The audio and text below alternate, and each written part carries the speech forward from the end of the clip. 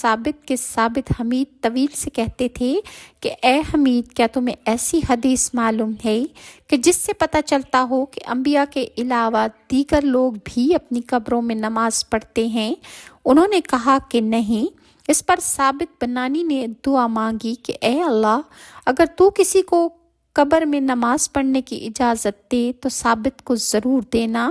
جبیر کہتے ہیں کہ میں خدائے وحدہ لا شریک کی قسم کھا کر کہتا ہوں کہ میں نے ثابت بنانی کو قبر میں اتارا اور میرے ساتھ حمید بھی موجود تھے۔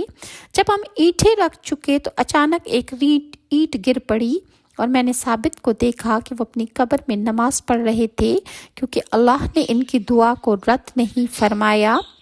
اور ترمذی اور بہیقی نے حضرت ابن عباس سے روایت کی ہے کہ ایک صحابی نے کسی قبر پر اپنا خیمہ لگایا، لیکن ان کو اس بات کا علم نہ تھا کہ وہ جو خیمہ گاڑ رہے ہیں وہ کسی قبر کے اوپر ہے۔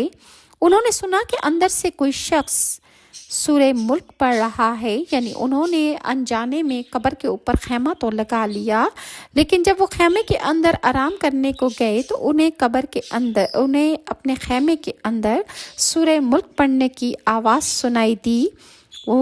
جب وہ مردہ پوری سورہ ملک پڑھ چکا تو بعد میں اس صحابی نے نبی کریم صلی اللہ علیہ وآلہ وسلم کی خدمت میں حاضر ہو کر تمام واقعہ بیان کیا تو رسول اللہ صلی اللہ علیہ وآلہ وسلم نے ارشاد فرمایا کہ یہ سورت عذاب قبر سے نجات دلانے والی اور عذاب کو روکنے والی سورت ہے۔ کتاب الروضہ میں ابو الحسن بن برا نے اپنی سند سے روایت کی ہے کہ ابراہیم گورکن نے مجھے اطلاع دی کہ قبر کھودتے وقت اسے ایک اینٹ ملی کہ اس سے مشک کی خوشبو مہک رہی تھی۔ اس پر میں نے قبر کے اندر دیکھا تو ایک بوڑھا آدمی بیٹھا ہوا قرآن پڑھ رہا ہے۔ حافظ ابو بکر خطیب نے اپنی سند سے روایت کی ہے کہ عیسیٰ بن محمد نے کہا کہ میں نے ایک رات ابو بکر بن مجاہد کو خواب میں دیکھا کہ وہ پڑھ رہے ہیں۔ میں نے کہا آپ تو مردہ ہیں، آپ کیسے پڑھ سکتے ہیں؟ تو انہوں نے کہا کہ میں ہر نماز کے بعد اور ختم قرآن کے بعد دعا کرتا تھا کہ اے اللہ، مجھے قبر میں تلاوت قرآن کی توفیق عطا فرمانا۔ تو اللہ کے حکم سے اور اس کی مدد سے میں قبر میں بھی قرآن پڑھ رہا ہوں۔